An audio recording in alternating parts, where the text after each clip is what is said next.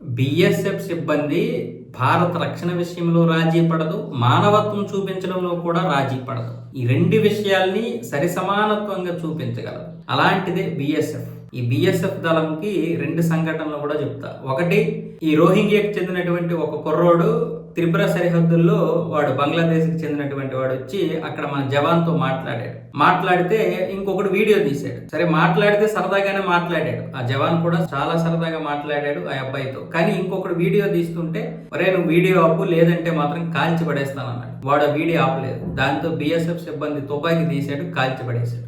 అయితే పక్కకి కాల్చాడు కాబట్టి వాడికి ఏం కాలేదు. దాంతో వాడు అక్కడ నుంచి పరుగులు లంకించుకొని పారిపోయాడు.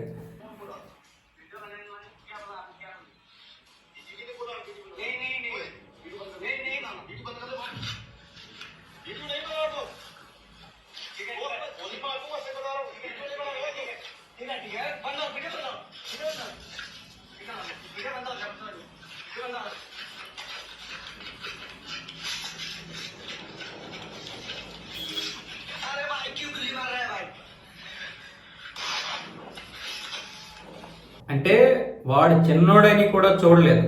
దేశ భద్రత ముఖ్యం. వాడు చిన్నోడని బాగా మాట్లాడాడు అదే జవాను. కానీ దేశ రక్షణ విషయంలో మాత్రం వీడియో తీస్తున్నటువంటి వాడికి గట్టిగా ఇచ్చిపడేశాడు.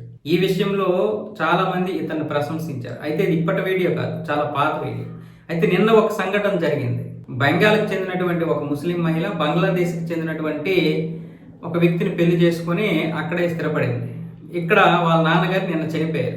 అయితే అతన్ని కడచారి చూపు చూడడానికి ఎన్నో ప్రయత్నాలు చేస్తే ఆ ఊరు పెద్దలు బిఎస్ఎఫ్ సిబ్బంది దగ్గరికి వచ్చి మాట్లాడారు, ఇలాంటి పరిస్థితి ఉంది అని. దాంతో బిఎస్ఎఫ్ సిబ్బంది 0 పాయింట్ వద్ద బంగ్లాదేశ్ అధికారులతో జెండా మీటింగ్ ఏర్పాటు చేసి అప్పటికప్పుడు ఆ చనిపోయినటువంటి వృద్ధుడిని తీసుకొచ్చి బోర్డర్ దగ్గర పెట్టి, అలాగే అటు బంగ్లాదేశ్ వాళ్ళు కూడా ఆ మహిళను తీసుకొచ్చి ఇక్కడ పెట్టారనమాట.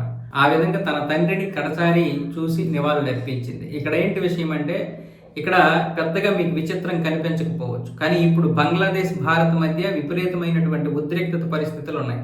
ఇలాంటి పరిస్థితుల్లో కూడా బిఎస్ఎఫ్ సిబ్బంది మానవత్వం చూపించారు. మామూలుగా అయితే ఇలాంటి పరిస్థితులకు ఒప్పుకోరు, కానీ మనం భారతదేశం కదా, మనం ఏం చేసినా సరే మానవత్వం వైపే ఉంటాం మనం. కానీ నిన్న బిఎస్ఎఫ్ సిబ్బంది చూపించినటువంటి తెగుకి ఆ మహిళ కూడా కన్నీటి పర్యంతం అయిపోయింది.